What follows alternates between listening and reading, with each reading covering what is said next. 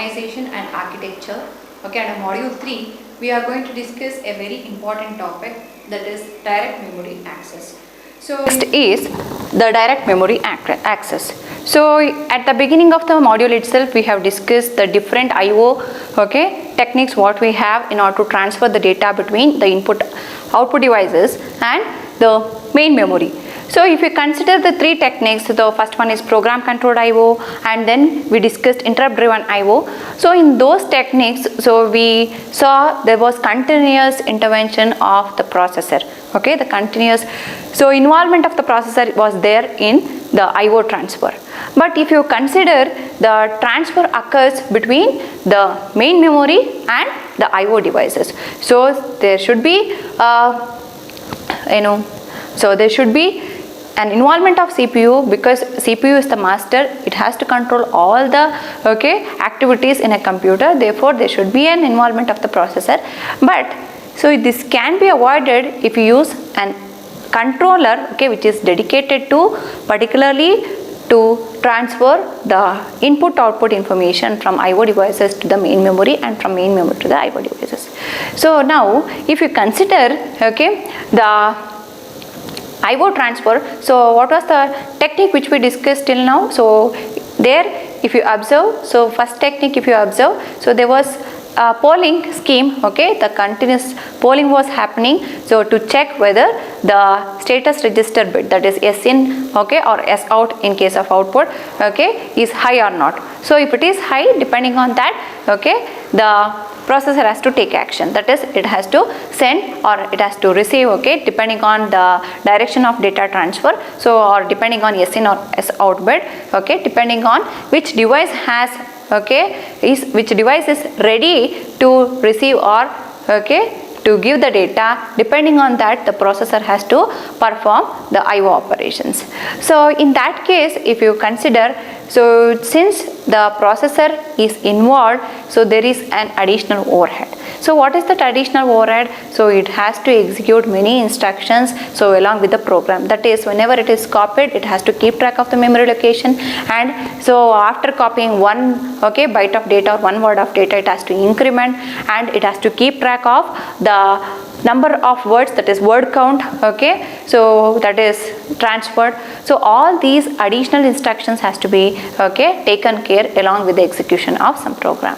So and if you consider the other way, that is the interrupt driven so technique, there also, so the overhead there also the processor has overhead because of the storing and retrieval of the required registers. So just now we saw an code there itself we saw. So what happened? So in order to execute an interrupt service routine, so before starting execution, we stored the registers, that is the contents of the register R0, R1 into the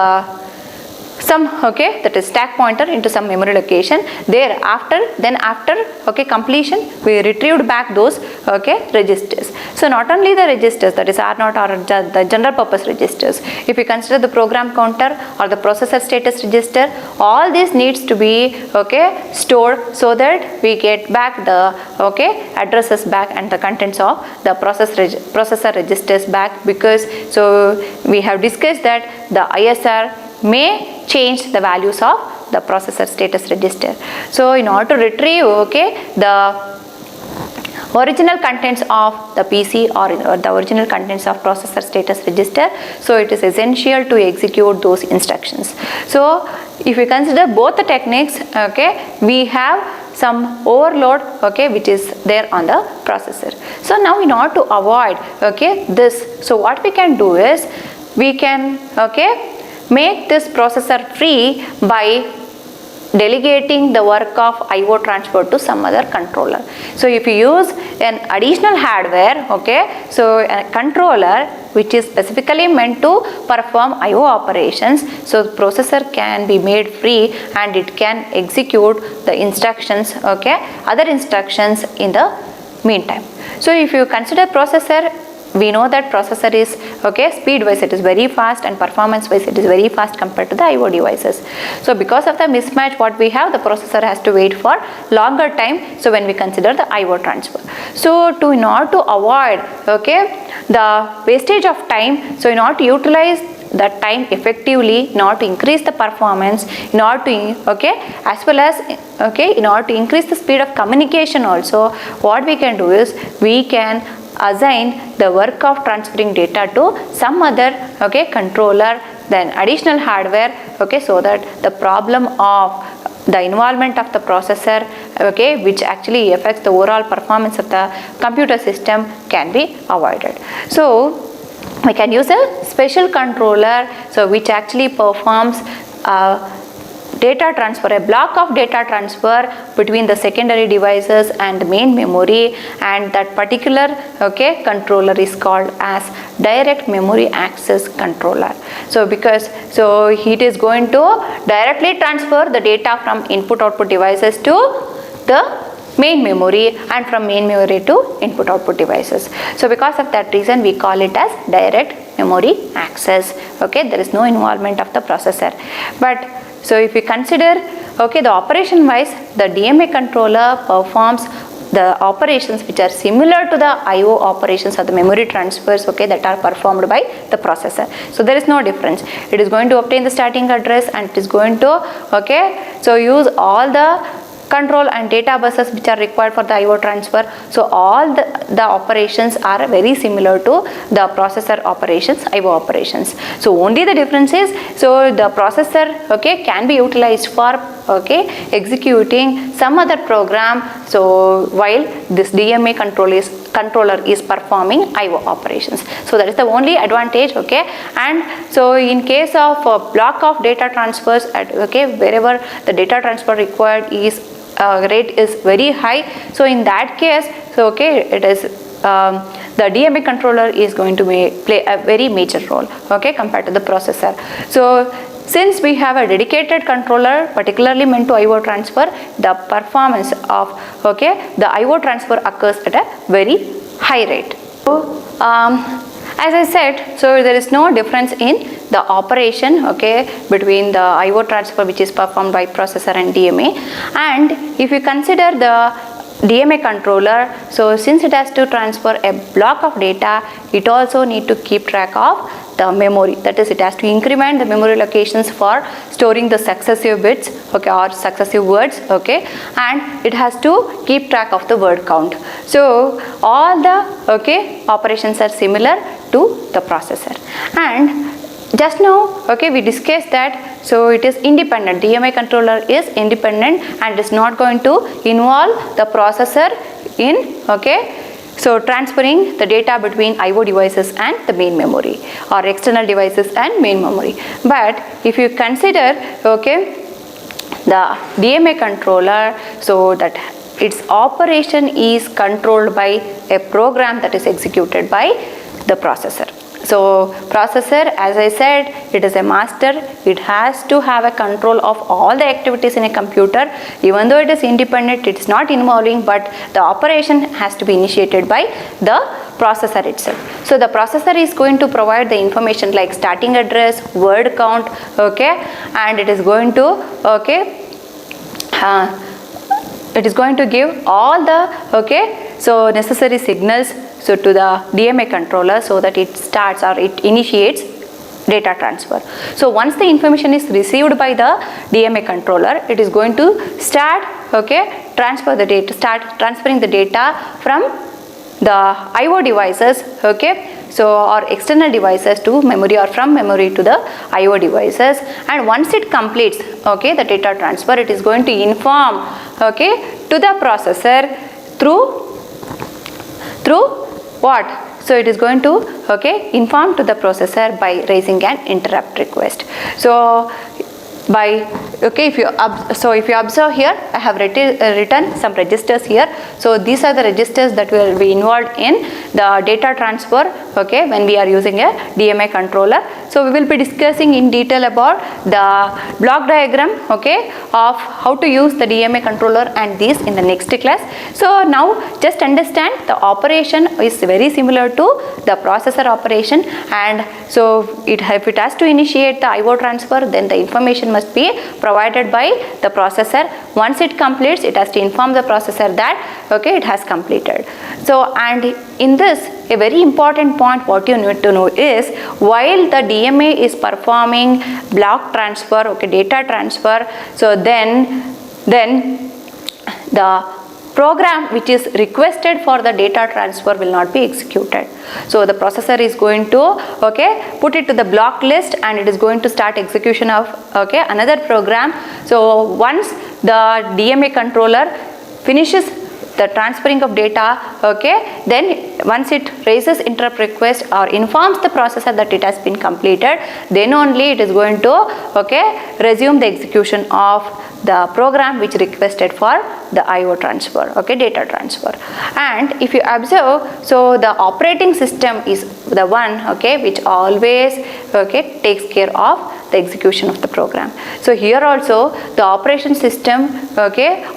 system is going to, okay, take care of the blocking of an execution and starting another execution. If you consider in general, okay, not only when we use DMA controller, operating system is the one, okay, which actually, okay, starts execution or stops execution of any program.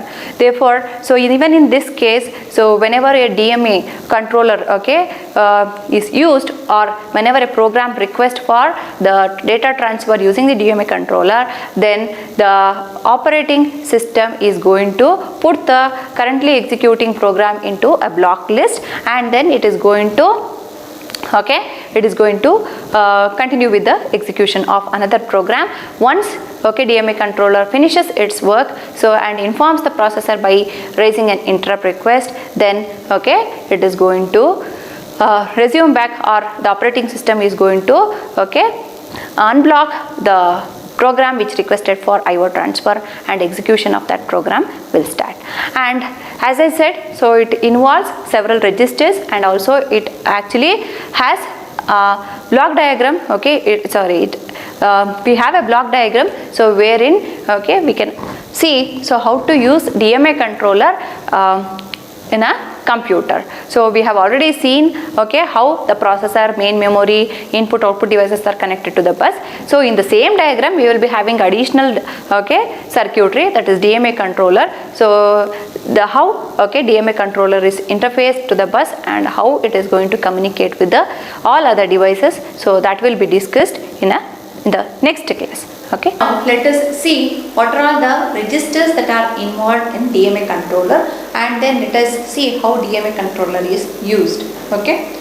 If you consider the registers involved in direct memory access, or registers that are present in the DMA controller, okay, those include 3 registers.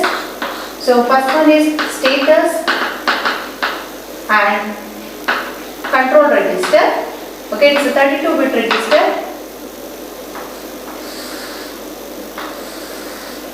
So let us, okay, this is assume this is IRQ, okay, and this is IE, and here we have done, okay, and then here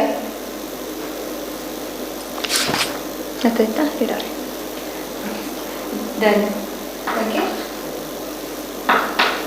read or write or, okay, so this is status and control register. So next we will be having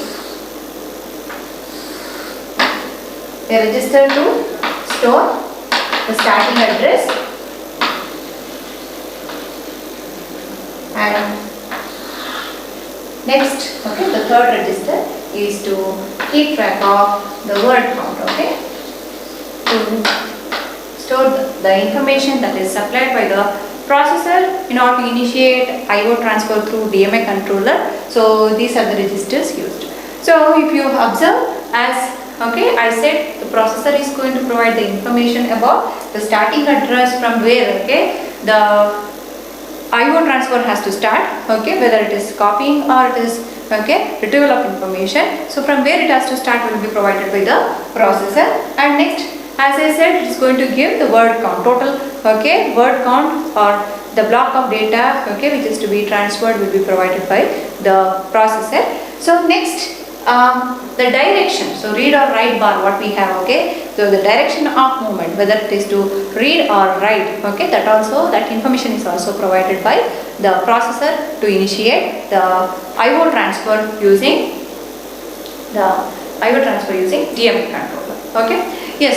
So now if you observe the status and control registers, so there we have okay, so 4 bits which I have shown here. So this is 0, this is first, etc. This is okay 30th bit and this is 31st bit.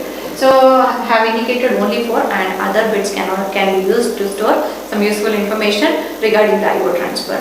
Okay, and you can make use of okay these bits to store the information about the success of the I/O transfer, that is whether there is an error or not okay, that information can also be stored, whether the transfer has occurred correctly or not okay, that information can also be stored in this status register. So now let us discuss the bits okay what we have indicated, the important bits which are required for performing okay the I/O operations. So if you observe, so I have written the 0th bit as done. So this is a bit okay, so which will be made high, which will be set to 1 when the DMA controller is done with the I/O transfer. Once it completes, it is going to set that bit as 1. Next bit what we have is read or write. So depending on read or write bit, so if the processor sets this bit as 1 okay, then it indicates the DMA controller that it has to perform read operation. Okay, if the processor sets that bit to 0, then it indicates the DMA controller that it has to perform write operation. Okay, yes. So next we have IE okay interrupt enable bit. So if it is turned on, then the DMA controller is able to okay raise a request, that is interrupt request to the processor saying that it has completed the assigned job. Okay. Next, lastly we have IRQ. So if it is enabled, if IE is 1, then it can set IRQ to 1. So it did not indicate that so the processor that it has completed with the I/O transfer. Okay, this is about the bits of the status control and the starting address and the word count. So the other point we have discussed already, so that the I/O operation that is performed by DMA controller is same as the I/O operations that are performed by the processor. Okay, and if you consider okay the DMA controller, so let us understand by seeing a diagram so how to make use of the DMA controller in a okay computer system.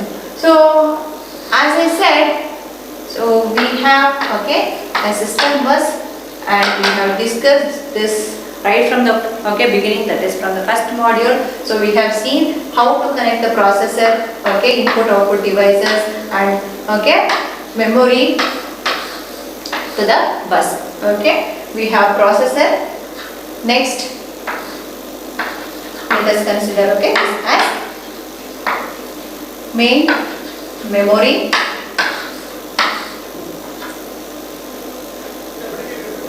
Next, okay, disk, or okay let us assume this is also DMA controller.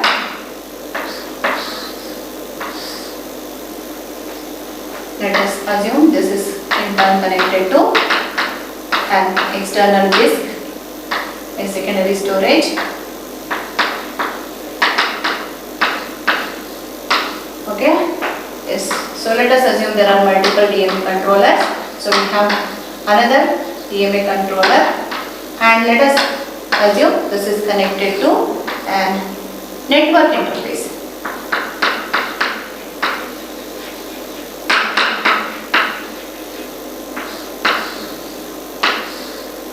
Okay, yes. So let us assume input device which is connected is keyboard and output device which is connected is a printer. Let me assume. Yes. So if you observe this diagram, so you can see, so we have connected more than one DMA controller, and if you observe, so DMA controllers are connected to the high speed devices like network interface and disk.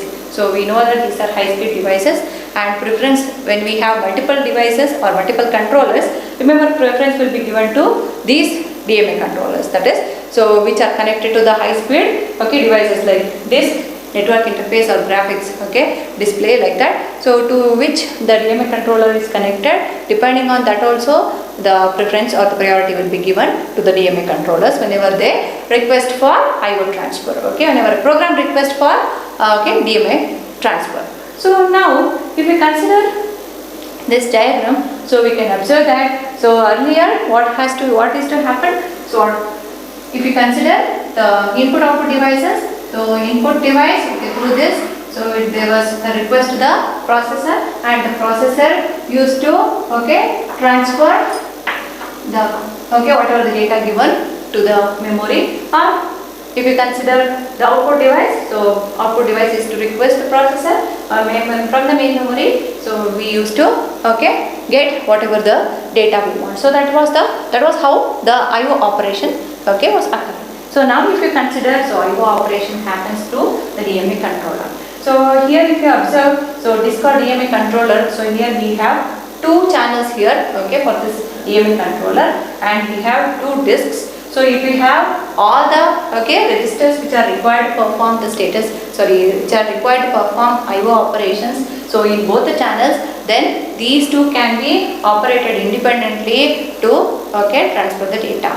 So whenever there is a requirement for transferring the data, so each of these through each of the individual channels, so they can act as a separate device, and they can ask or they can request for the DMA controller or IO transfer through the DMA controller. So this is a simple diagram, and here what we need to understand is, so DMA controller which is connected to the network interface. So in this case, you can have a buffer register, so which is present in the DMA controller, and to that buffer register, so whatever the block of data we need to transfer from the main memory to the network interface, so can be copied into the buffer register, and the data will be available in the buffer register, and that can transfer that complete block of data at once into the network interface. So this is how the operation occurs when we consider the IO transfer using DMA controller. And here, so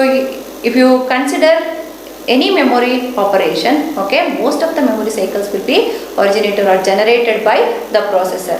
And in this case, so since the DMA controller is going to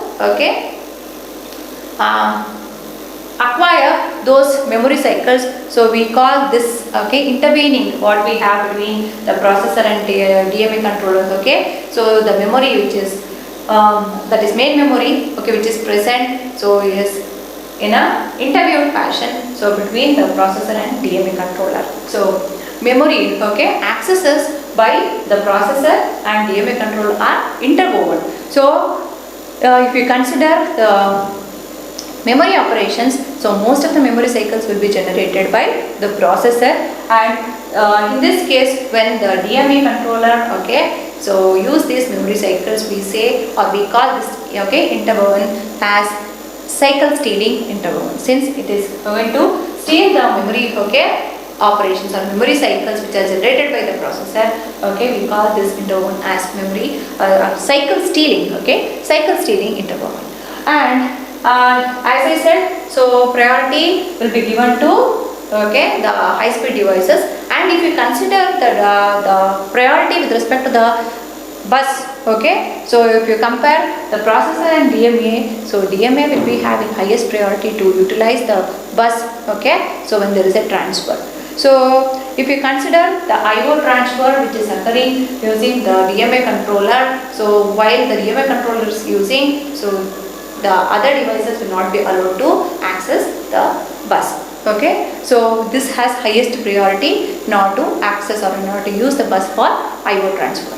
But a conflict can occur, okay, when there is a simultaneous request. So when we have, okay, simultaneous request for the system bus from the processor or from two DMA controllers, in that case, okay, there may be some conflict. And so how to resolve that conflict? Actually, that is a completely different, okay, topic. So that is called as bus arbitration. So using bus arbitration techniques, we can, okay, solve or we can resolve this problem of, okay, simultaneous request that may come from the processor or that may come from two DMA controllers simultaneously.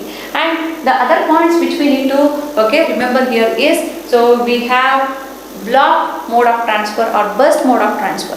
That is, so we can transfer a block of data without the processor intervention, okay, so from main memory to the I/O devices or external devices. So if we have, okay, continuous transfer of data without the intervention, or that is, if a block of data, okay, very large data is transferred, okay, without interruption, without intervention of the processor, sorry, so without the processor involvement, okay, if you have a block of data transfer, so without interruption, and that type of data transfer is called as block or burst mode of transfer. Okay, so in that case, okay, you can make use of that mode to transfer, okay, the data when you want to transfer a block of data into the network interface. You can make use of, okay, burst mode, so that there is no interruption for the data transfer, so from, okay, main memory to the network interface. So we can make use of that mode, okay, so that we can have a large amount of data which is needed to be stored into the network. Okay, so this is about the direct memory access. So, and the direct memory access controller. Okay, we have seen, so the registers involved, and we have seen, so what are the, okay, bits that are there. So, and we have seen how it is connected, okay, in a system bus. This is a simplified, okay, diagram we have. So we can observe, so we can have multiple DMA controllers, and we can, okay, so connect multiple, okay, disk to a single controller, and each individual channel can act as a separate, okay, controller if we have duplicated all these registers. So if the registers are duplicated, then individual, okay, channel can act as a separate controller. And we have seen, so how the simultaneous request will be handled using bus arbitration. Okay, so that is a completely different topic, and that is not included in our syllabus. Therefore, just let us understand, so how this DMA controller is connected, okay, so over a bus, so how all the other devices are communicated with the DMA controller. So this is about the direct memory access, and with this all the topics of module 3 are over. So in the next class we will be starting with the module 4, okay, that is about the memory system. So yes, let us see in the next class. Okay, thank you.